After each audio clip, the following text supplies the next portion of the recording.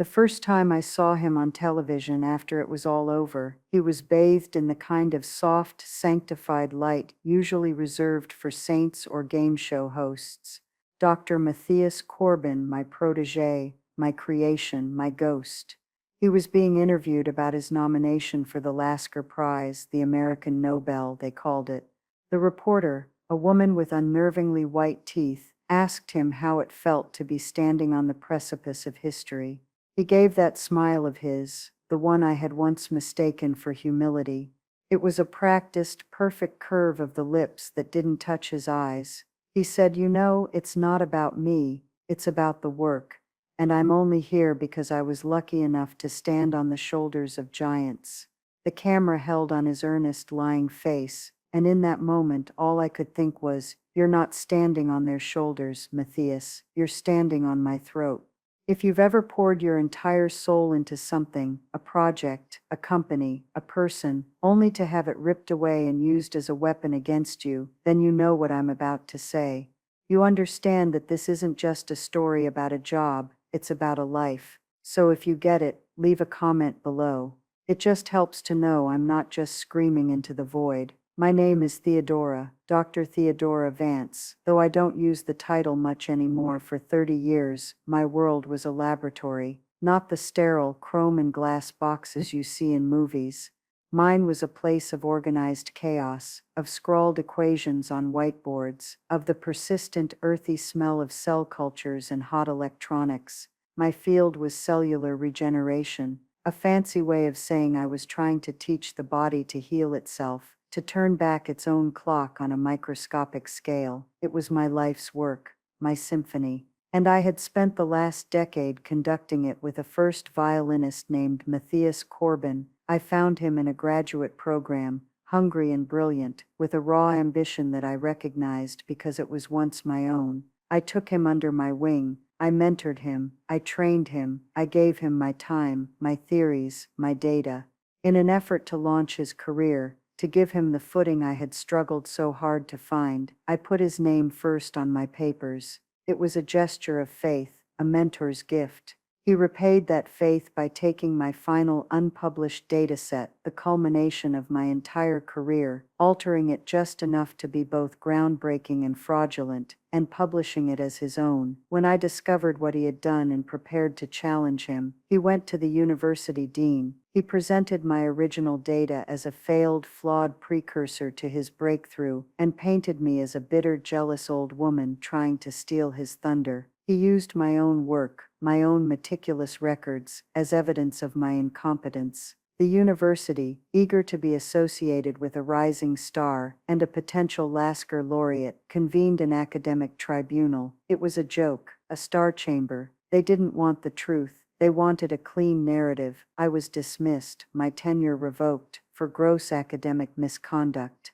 I was erased, and as he was being lauded by the media, as the world prepared to crown him a king, I was sitting in my too-quiet apartment, watching my life's savings drain away. But I had one thing left, my retirement fund, and I had a plan. It wasn't about revenge, it was about correcting the record.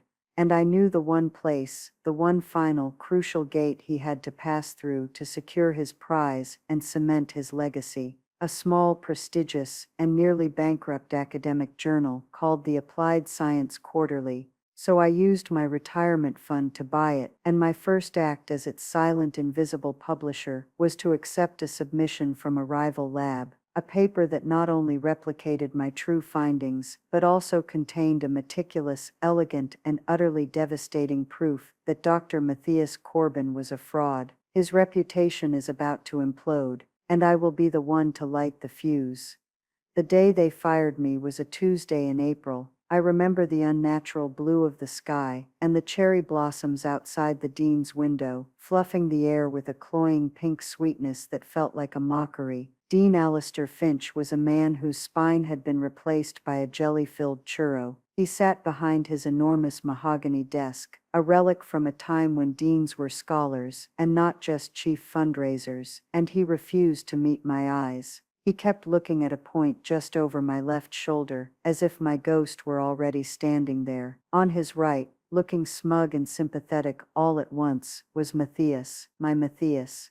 He was wearing a new suit, a shade of charcoal I'd never seen on him, and it made him look older, more substantial. He had a folder in his hands, which he clutched like a prayer book. Alistair cleared his throat, a wet, nervous sound. Theodora, he began, this is a deeply regrettable situation. We have allegations, serious allegations of academic misconduct. My mind went blank for a second. It was like hearing a word in a foreign language that you almost know. Misconduct. I had spent 34 years at this university. My record was not just clean, it was exemplary. I had brought in millions in grant money. I had mentored dozens of students who had gone on to their own distinguished careers. I said, what allegations? Who is making them?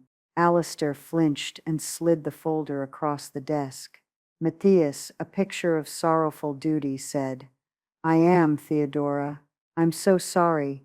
He said it with the same tone he used when a petri dish of cells failed to culture, a minor impersonal tragedy. He said he had discovered inconsistencies, anomalies in my final data sets for the ARG7 project. The Argent Protocol, we called it, my life's work. He said he'd run them again himself and found that my conclusions were unsupportable, that my data appeared to have been manipulated to fit a desired outcome. I stared at him. The air in the room grew thick and heavy like it was turning to glass.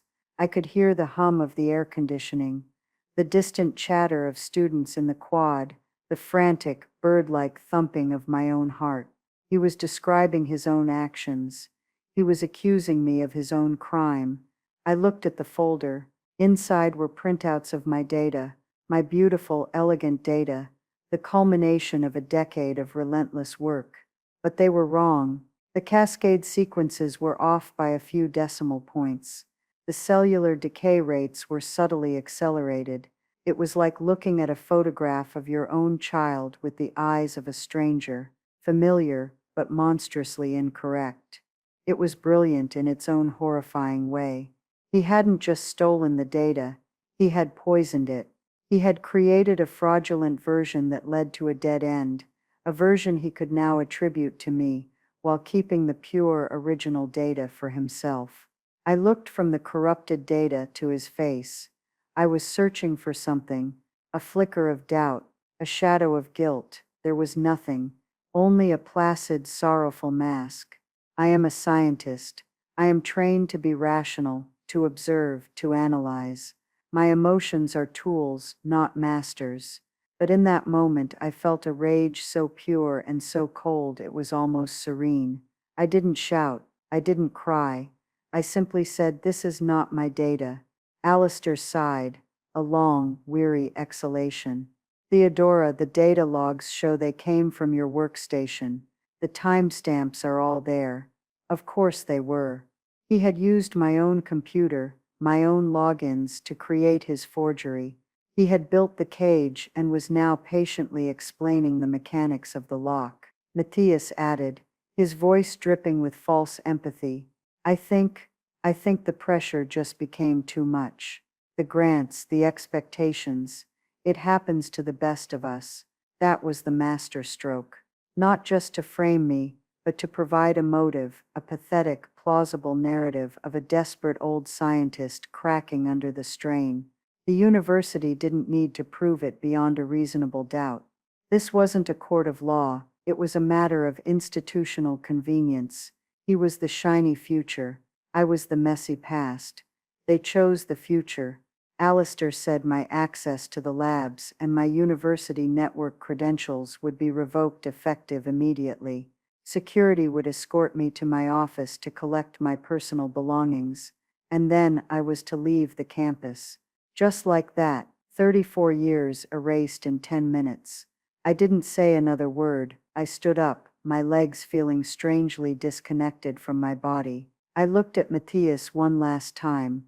He finally met my gaze, and in his eyes I saw it, not guilt, not shame. I saw triumph, and a flicker of something else. Fear. He was afraid of me. Good, I thought. You should be. The walk from the dean's office to my lab was the longest walk of my life.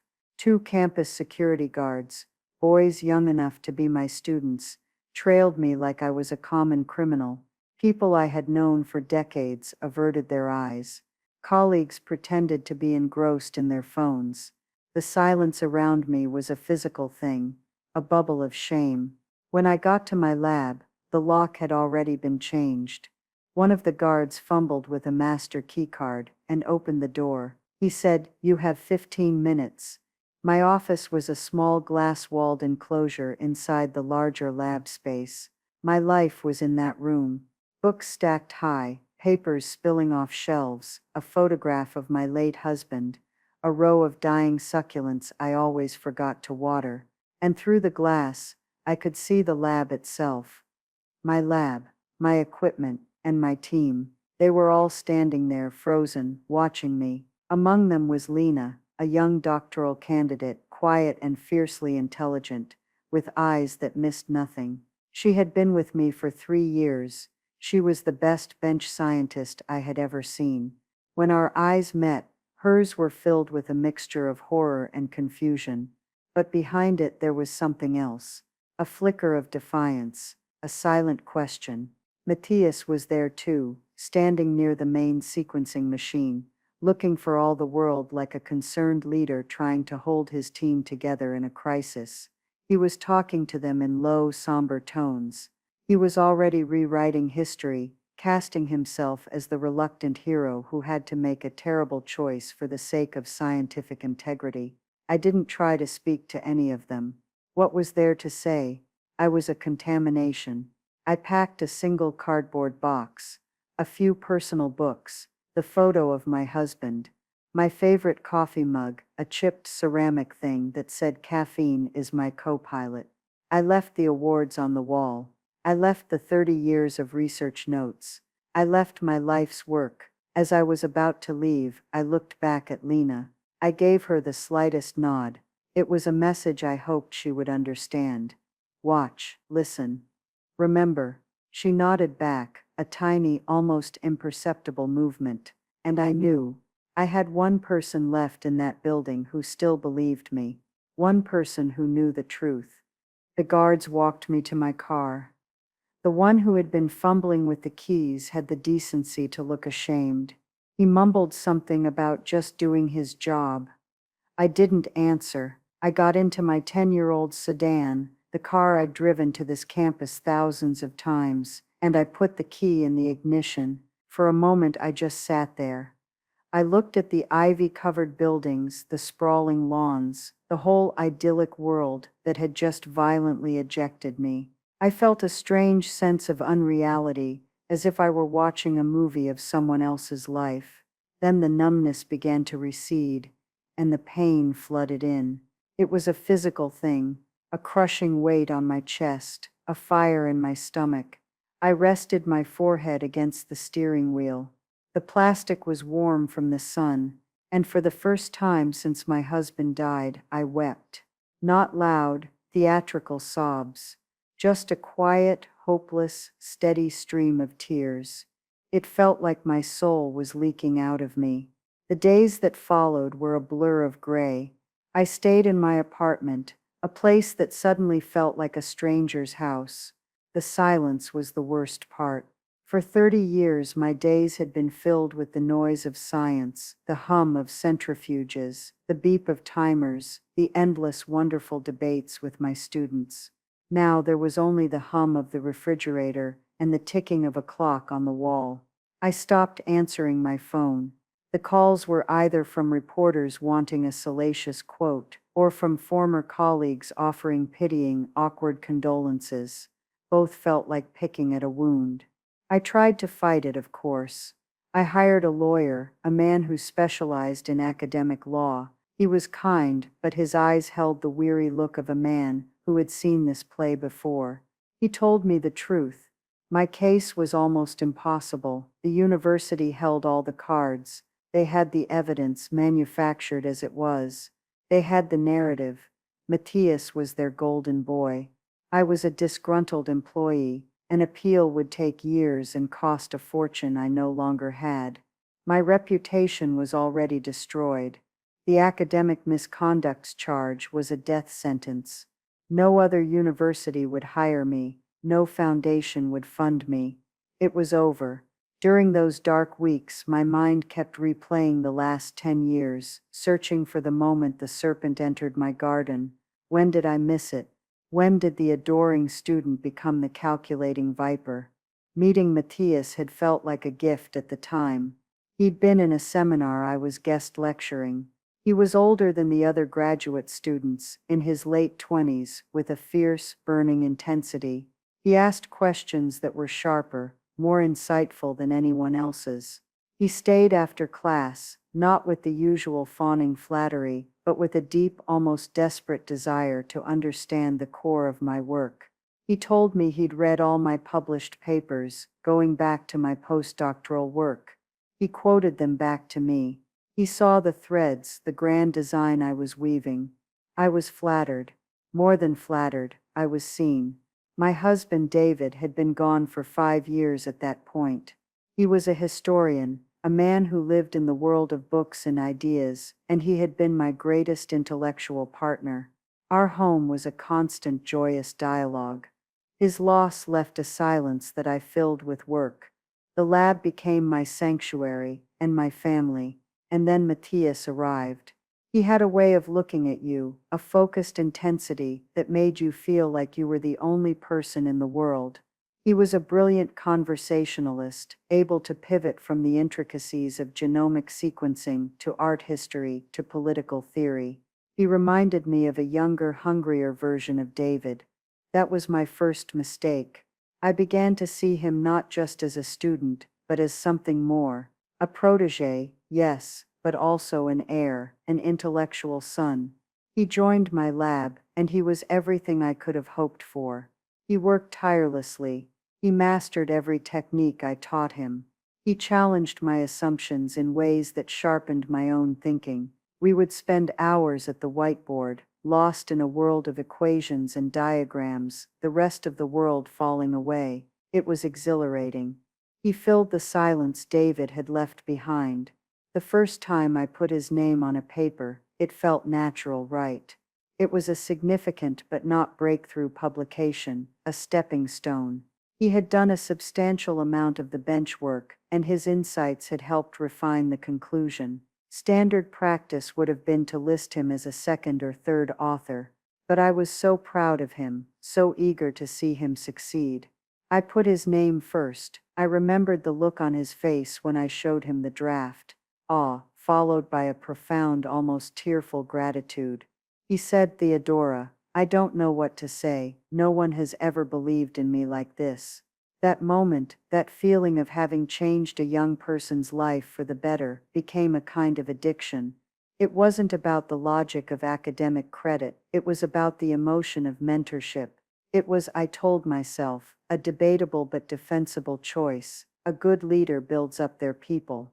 So it became a pattern. He was my co-author, then my lead author, even when the core concepts, the foundational theories, were entirely mine.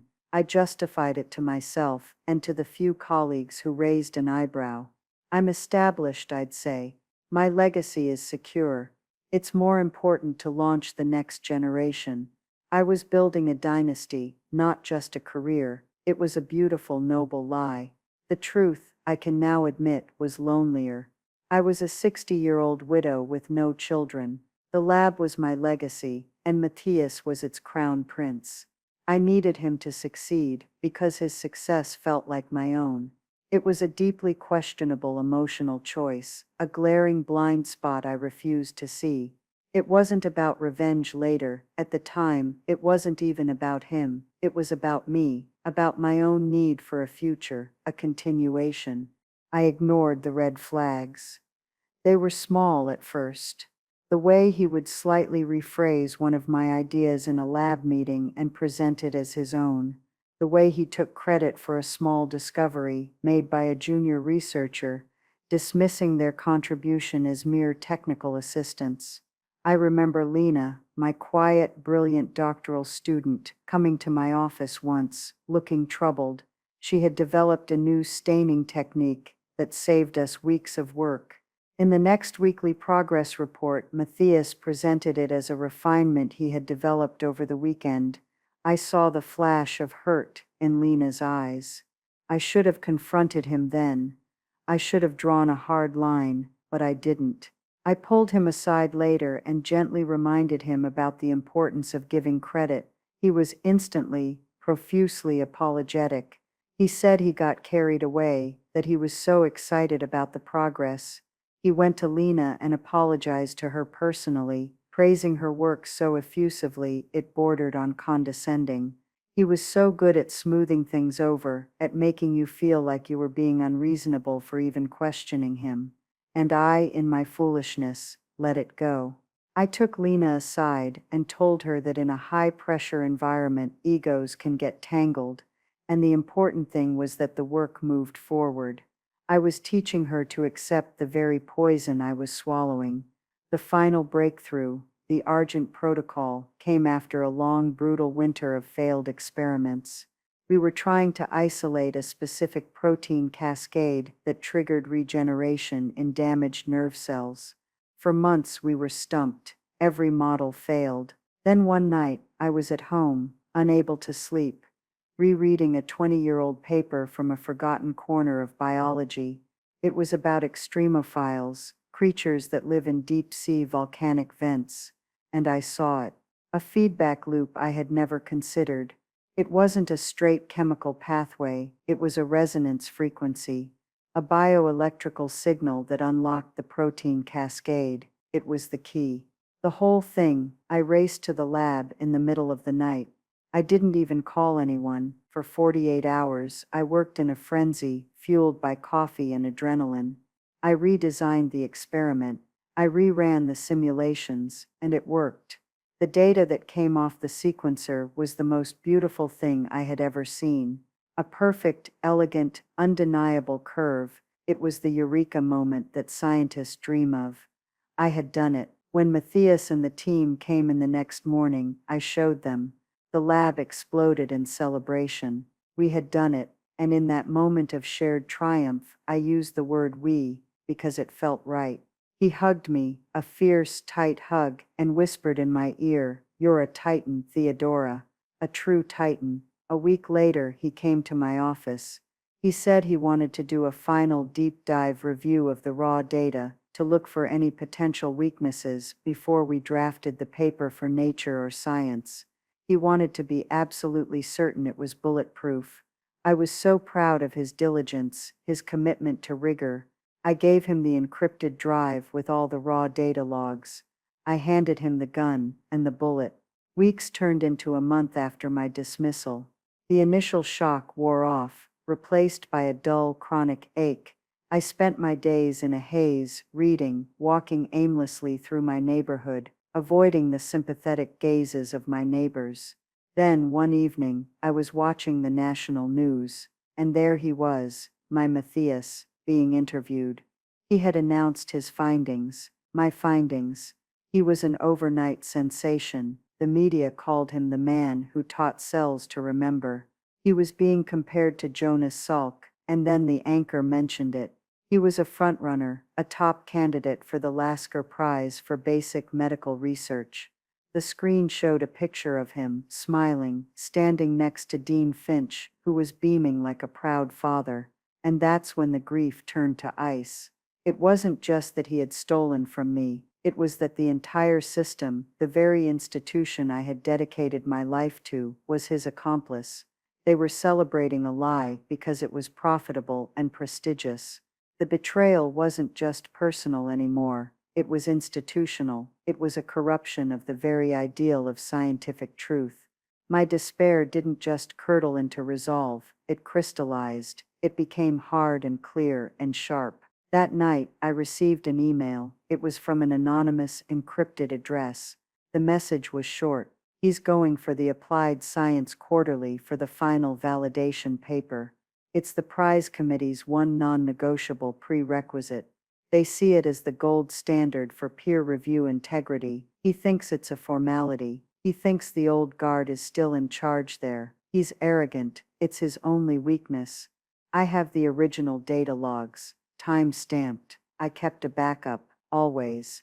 The email was unsigned, but I knew it was Lena, my quiet, observant Lena. She had understood my nod. She had watched, she had listened, and she had remembered, and she had just handed me the fuse. And in that moment, sitting in the blue glow of my laptop screen, the first, mad, brilliant, and terrifying piece of my plan slotted into place. It wasn't about revenge. I kept telling myself that. It was about stewardship. It was about protecting the field I loved from the man I had created. The idea, when it first struck me, felt less like a strategy and more like a fever dream. Buy the journal. It sounded insane, the kind of grandiose, impossible plot from a pulp novel. I was an unemployed scientist living off rapidly dwindling savings. Journals, even small ones, were part of a multi-billion-dollar academic publishing industry. But Lena's email had planted a seed in the barren ground of my despair. The Applied Science Quarterly. I knew it well. Every scientist in my field did. It wasn't flashy like Nature or Cell. It didn't have a slick marketing department or a huge social media presence. Its reputation was built on something far more valuable, a century of unimpeachable integrity. Its peer review process was notoriously slow, notoriously difficult, and utterly incorruptible. Getting a paper published in the quarterly was like having it carved in stone.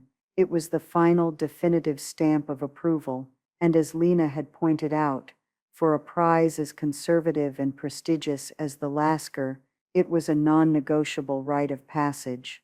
I started digging. For the first time in weeks, I felt a spark of my old self, the researcher, the investigator.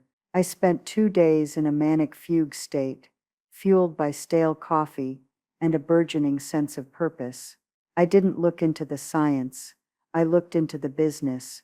What I found was fascinating. The quarterly was owned by a small family-run academic press, Oakhaven Press, which had been founded by the journal's original editor in 1923. It was currently run by the founder's grandson, a man named Caspian Thorne, who was in his late 70s. The press published a handful of other obscure, low-circulation journals, but the quarterly was its flagship, its only real asset, and it was in trouble. Subscriptions were down. University libraries, facing budget cuts, were dropping smaller journals in favor of massive digital bundles from huge conglomerates.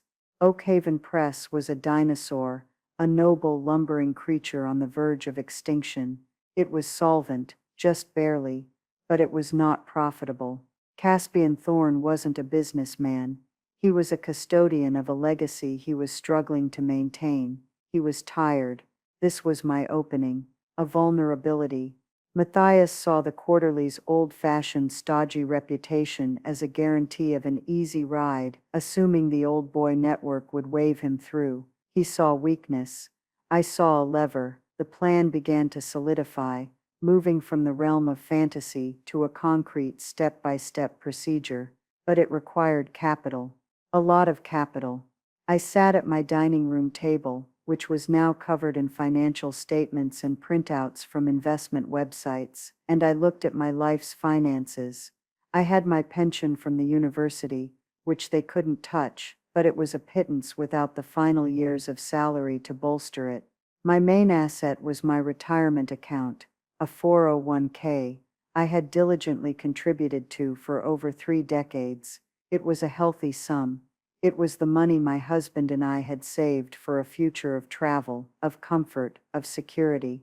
It was my parachute. It was everything. The decision to use it was one of the hardest of my life. Every rational part of my brain screamed against it. This was a wild emotional gamble. If it failed, I would be left with nothing, utterly, irrevocably ruined.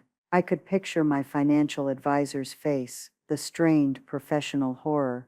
It was a logically questionable choice, born of pure emotion, but the emotion wasn't just anger. It was a profound, chilling clarity. What was that money for? A future I no longer had. A comfortable old age in a world where my name was a synonym for fraud. where Matthias Corbin was celebrated as a genius for my work. No, that was not a future I was willing to live in. The money was just paper. My name, my work, the truth, that was the only real currency I had left. And this was my one and only chance to reclaim it. I looked at the photograph of David on my mantelpiece. He was a historian. He understood that history is a story, and the person who controls the telling of the story controls the past. Matthias was trying to write me out of my own story. I decided in that moment that I would become the publisher. It wasn't about revenge. I whispered the words to the empty room, trying to make them true. It was about balance. It was about justice. The thematic trigger felt hollow even to me, but I held on to it like a prayer. The first call was to a lawyer, not my academic lawyer, but a different kind. I searched online for boutique M&A firms, specialists in private media acquisitions. I found a woman named Evelyn Reed, a sharp, no-nonsense lawyer in her 40s, whose firm's website was minimalist and professional. We met in her sleek downtown office. I laid out the situation, omitting the personal details. I told her I was a private investor interested in acquiring a small, distressed academic press. I wanted to use a shell corporation, an LLC, to ensure my anonymity. I needed the deal to be fast, quiet, and final. She listened intently, her expression unreadable. She didn't ask why a retired scientist wanted to buy a failing journal. She just asked about my capital. When I told her the amount, she raised a single perfectly sculpted eyebrow. She said, "For that amount, we can do more than make an offer. We can make it an offer he can't refuse." The next step was activating my one true ally. I sent a message to Lena, using the same encrypted channel, coffee. The little place on Elm Street, tomorrow at 3. The next day she was there, sitting in a corner booth, looking pale and nervous. She kept glancing at the door, terrified someone from the university might see us. I slid into the seat opposite her. I didn't waste time with pleasantries. I just said thank you. Her shoulders sagged with relief. "I knew it was you," she said. "I had to do something. They're all just believing him. It's disgusting. He walks around the lab like he's a god. He's already hiring new postdocs, expanding his research. It's all built on your work. It's all a lie." I needed two things from her. First, the original data. She pulled a small encrypted USB drive from her pocket and slid it across the table. "It's all there," she said. "The raw sequencer outputs, the metadata with the original timestamps from your workstation, everything. It's a perfect mirror of the data he stole before he poisoned it. It's the before picture." I took the drive. It felt heavier than it should, like it contained a piece of my soul. Second, I needed information. I asked her about the other labs in our field, the ones working on similar problems. Is anyone else close? Anyone who would have the expertise to understand what Matthias did and to prove it was fraudulent?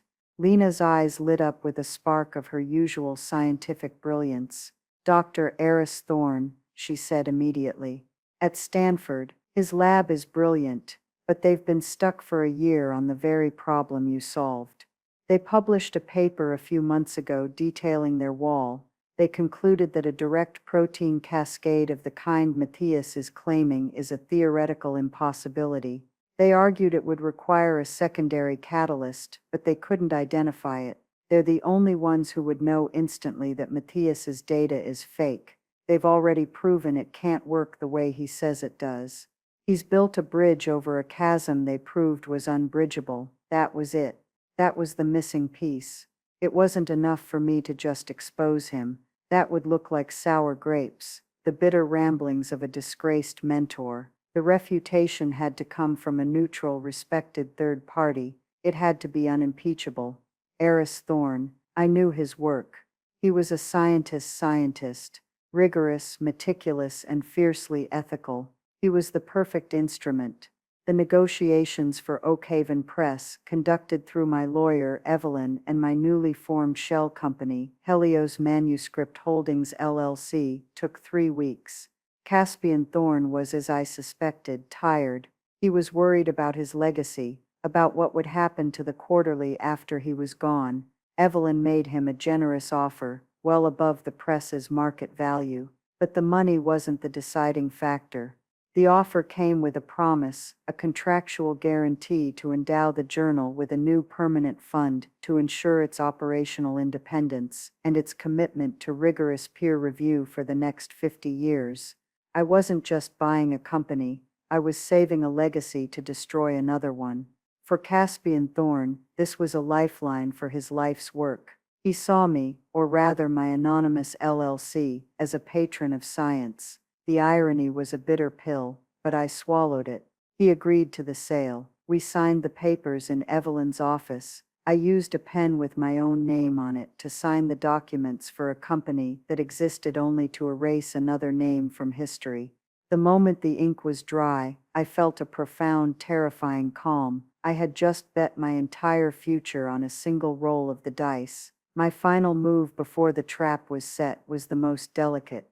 I couldn't just send Eris Thorne the stolen data. That would raise too many questions. I had to guide him to the discovery himself. I created another anonymous email account. I wrote a short cryptic message to Dr. Thorne, to Dr. Eris Thorne, a question regarding your recent paper on cascade impossibilities. Have you considered the possibility of bioresonant frequency as a secondary catalyst? Check the atomic resonance of silver ions in a buffered solution. There's an anomaly in the public data from the Corbin lab at 7.83 Hz. Something is not right. A fellow traveler, I attached a single tiny fragment of my original data, just one graph, stripped of all identifying markers, showing the resonance peak. It was just enough to be intriguing, a breadcrumb for a brilliant mind to follow. I hit send. Now all I had to do was wait for the scientist in him to do the rest. I had baited the hook. I had bought the river, and I knew with absolute certainty that the fish was coming. The day the deal for Oakhaven Press closed was unremarkable. It was a Thursday. No champagne, no celebration, just a quiet confirmation email from Evelyn Reed. Helios Manuscript Holdings is now the sole proprietor of Oakhaven Press. Congratulations. I sat in my apartment and read the words over and over. I was now officially a publisher. The feeling was not one of elation, but of immense, terrifying weight. I had moved from the world of theory into the world of action. There was no going back. My first act as the owner was to call a man named Dr. Julian Croft. Julian was in his late 60s, a semi-retired professor of microbiology from Berkeley, whom I had known for 20 years. We had served on grant committees together. He was a man of quiet, unshakable integrity, with a healthy disdain for the politics and ego that had become so pervasive in our field. He was also, I knew, bored with retirement. I called him directly. I told him a private investment group had acquired Oakhaven Press and wanted to install a new editor-in-chief at the Applied Science Quarterly. I told him the new ownership's sole mandate was to restore the journal's reputation as the most rigorously peer-reviewed publication in the biological sciences. I offered him the job. He was skeptical at first. He asked who the investors were. I told him they were intensely private, but their commitment was absolute. I told him he would have complete editorial independence, a generous budget, and the final word on every single submission. His only master would be the truth. That got his attention. Julian had spent the last decade of his academic career lamenting the decline of rigorous peer review, the rise of what he called celebrity science. The idea of being given the power to fight back against that tide was irresistible to him. He accepted. He was the perfect choice. He was respected, he was feared, and most importantly, he had no personal connection to me or to Matthias. He was a clean instrument. With Julian in place, the trap was set. Now it was a waiting game. I monitored the journal's submission portal through an anonymous administrative login Julian's new assistant had set up for the ownership group. For 2 months, nothing. I started to feel a prickle of anxiety. Had I miscalculated? Had Matthias chosen a different venue? My days were spent in a state of suspended animation. I read, I walked, I forced myself to eat. I was living in the space between the lightning and the thunder. Then, one Tuesday morning, it appeared. Submission ID 774B, a unified model of somatic cellular regeneration. Lead author, Dr. Matthias Corbin. There it was, my life's work, twisted into a grotesque parody of itself, submitted to my journal. The arrogance of it was breathtaking. He had filed it under the Fast Track Reviews option, a service the journal offered for a higher fee, clearly expecting a quick, deferential approval. He was knocking on the front door of the fortress I now owned. I watched from my laptop as Julian assigned the manuscript to a panel of 5 peer reviewers. 5. The standard was 3. Julian was already taking his mandate seriously. The reviewers he chose were a murderer's row of the most ruthless, detail-oriented scientists in the field. They were people who took professional pleasure in finding the single flawed data point that could unravel an entire theory. Matthias thought he was walking into a coronation. He was walking into an ambush. 2 weeks later, another submission arrived. Submission ID 812G. A critical refutation of resonant cascade models in cellular regeneration.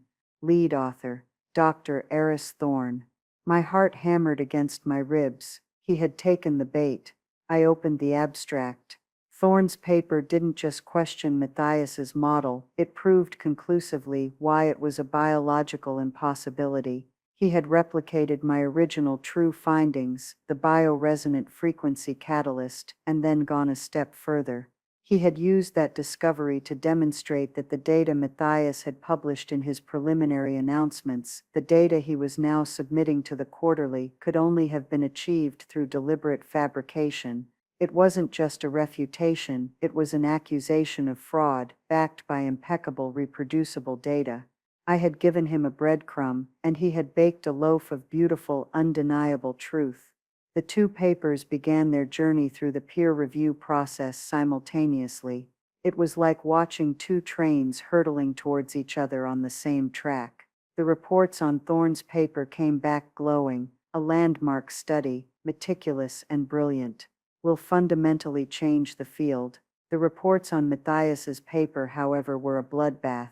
The reviewers were tearing it to shreds. The statistical analysis is deeply flawed. The conclusions are not supported by the presented data. Author is unable to explain anomalous decay rates in Table 3. Repeated requests for the raw sequencer data have been ignored by the author.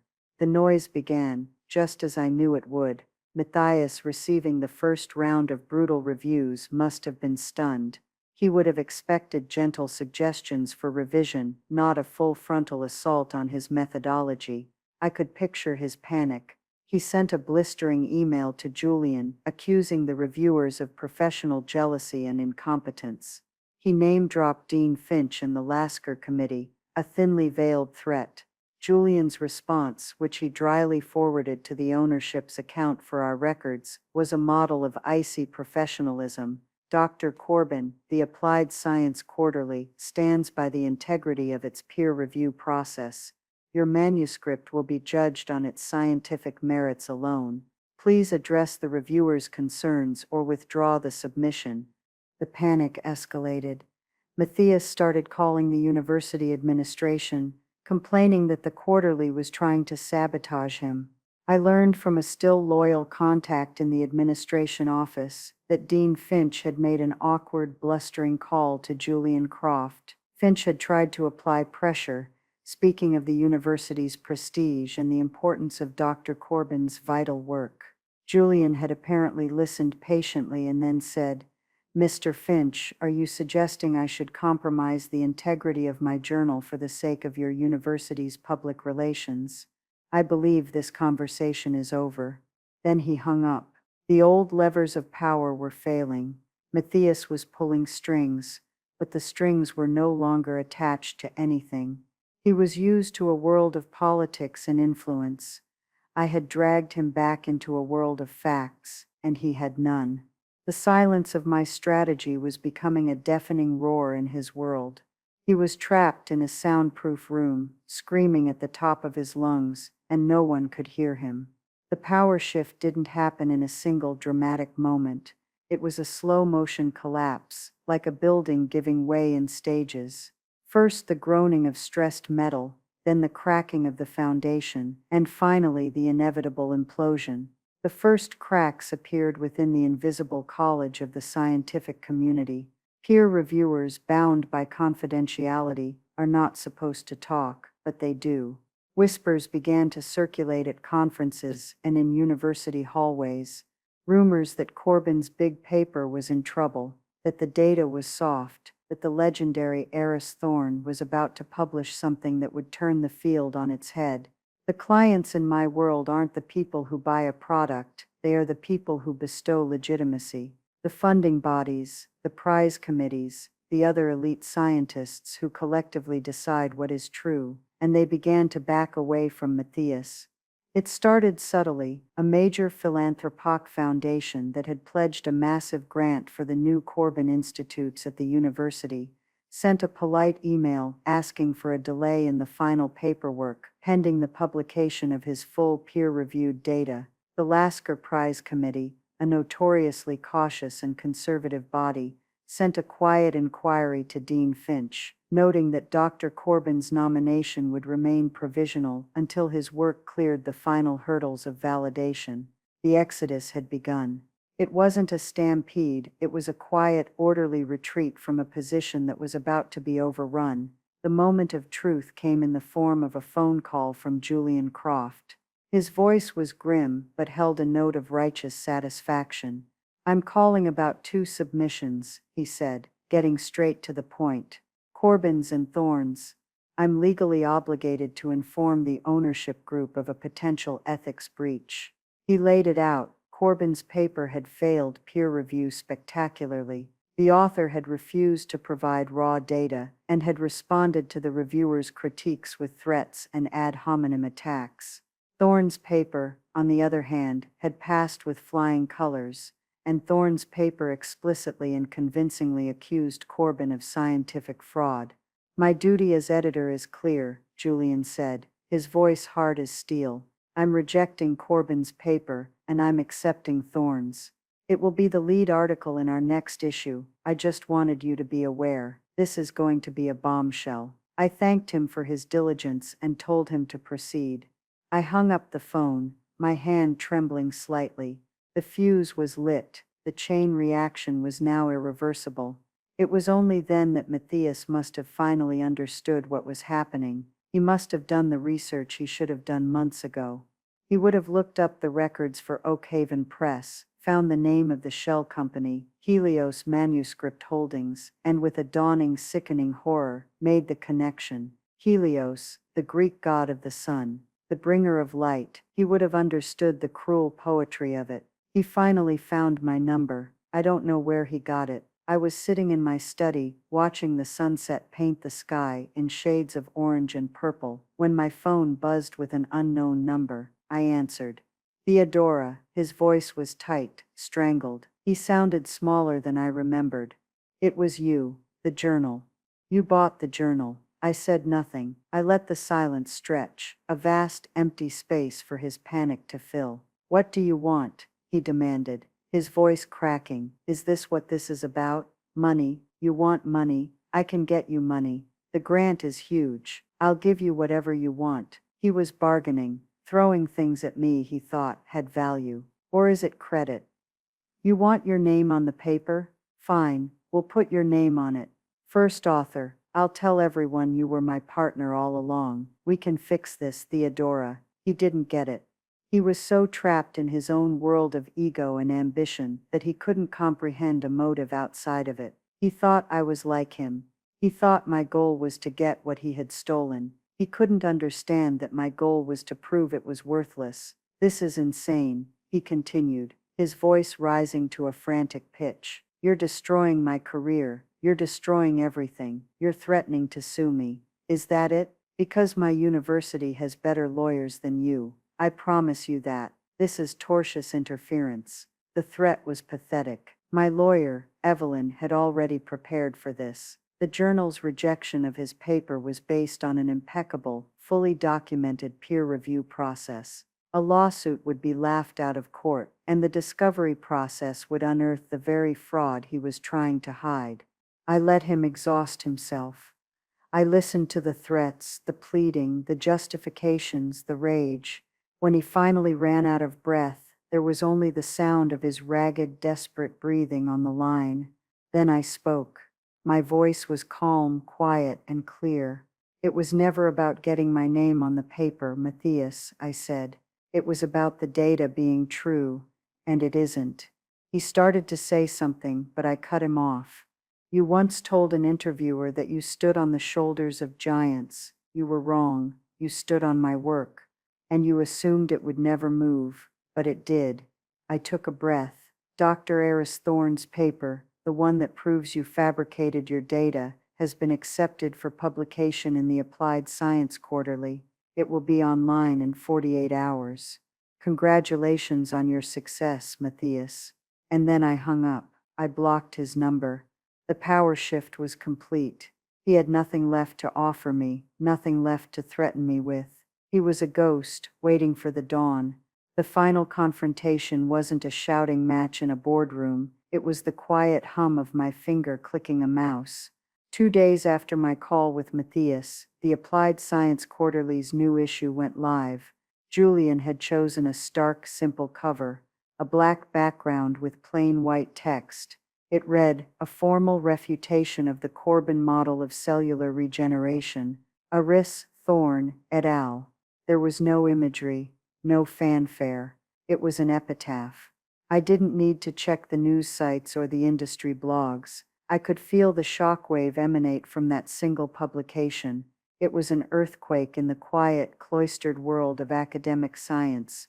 First, the stunned silence, then the frantic downloading of Thorne's paper, then the explosion of discussion on academic forums and private email lists. The story was too big, too clean to be contained. Thorne was a giant in the field. The quarterly was unimpeachable. The evidence was absolute. By mid-afternoon, the mainstream science press had picked it up. Lasker frontrunner accused of widespread fraud in bombshell paper. The narrative had been rewritten in a single morning. Matthias was no longer the brilliant genius. He was the new disgraced face of scientific misconduct. The university, which had been his greatest champion, moved with the ruthless speed of an institution protecting its brand. Dean Finch, the man with the jelly spine, suddenly found a backbone made of tungsten. By the end of the day, the university provost's office released a statement. Dr. Matthias Corbin had been suspended, pending a full and immediate investigation into credible allegations of research fraud. His lab was sealed, his grants were frozen, his name was being scrubbed from the university website. It happened off-screen, a quiet, brutal execution. He wasn't defeated by my revenge. He was defeated by the consequences of his own actions, consequences I had simply allowed to run their natural course. I didn't push him off the cliff. I just bought the cliff and removed the safety railings he thought were there. It wasn't about revenge, it was about gravity. A week later, I received an email with the subject line, an invitation. It was from Dr. Eris Thorne. He wrote that he had deduced my involvement, my anonymous tip, the timing of the journal's acquisition. He wasn't angry. He was deeply grateful. He said I had done the entire scientific community a great service. He asked if I would be willing to speak with him and his team. He was collaborating with a new philanthropic trust, founded by an industrialist who had followed the Corbin scandal with interest and wanted to fund research that was ethically sound and truly innovative. They wanted to fund my work, the real work. We had a video call the next day. I saw Eris Thorne's face for the first time, a kind, intelligent man with tired eyes and a genuine smile. And next to him on the screen was Lena. He had hired her. He had read her doctoral thesis and seen her name acknowledged in my earlier papers and knew talent when he saw it. He had poached her from the wreckage of Matthias's lab, giving her a senior research position. She was beaming, no longer the nervous, pale young woman in the coffee shop, but a confident scientist in her element. She looked at me through the screen and mouthed the words, "We did it. I am now the head of a small independent research institute, funded by that trust. It's not part of a university. It has no administration to placate, no deans to impress. It has only a lab, a small brilliant team, including Lena, who I insisted be my deputy, and a single mandate to do good science. My new office is simple, with clean white walls and a large window that looks out onto a small garden. There is only one thing framed on the wall. It's the cover of that issue of the Applied Science Quarterly, a simple black square with white text. It's a reminder not of a victory, but of a restoration, a balancing of the scales. The world I built after the fire is quieter than the one I lost, but it is entirely my own. I didn't get my old life back. I built a new one on its foundations, a structure built of truth and integrity, with my own name carved into the cornerstone. The new reality is clear, it is focused, and it is free, so that's my story. It's a story about a betrayal, yes, but I hope you see it's about something more. It's about the nature of a legacy. A legacy isn't a prize on a shelf, or a name in a headline. It's the integrity of the work you leave behind. It's the truth you add to the world, not the noise. Matthias was obsessed with the symbols of success, and in the end that's all he had, empty symbols that shattered under the slightest pressure. I was obsessed with the work, and in the end that's what endured. It's what allowed me to rebuild. I'm speaking to you now, directly, because I know that my story, in its own way, is not unique. Maybe you haven't been betrayed by a protégé in the world of academic science, but have you ever been overlooked? Have you ever had your contribution erased, your voice silenced? Have you ever had someone else take credit for your ideas, your labor, your passion? Have you been made to feel small so that someone else could feel big? This experience is universal. It happens in offices, in boardrooms, in classrooms, in families. It is the quiet, grinding injustice that so many of us are taught to endure. My message to you is simple. Do not mistake your value for the recognition you receive from others. Your worth is inherent. It is in your skills, your integrity, your resilience.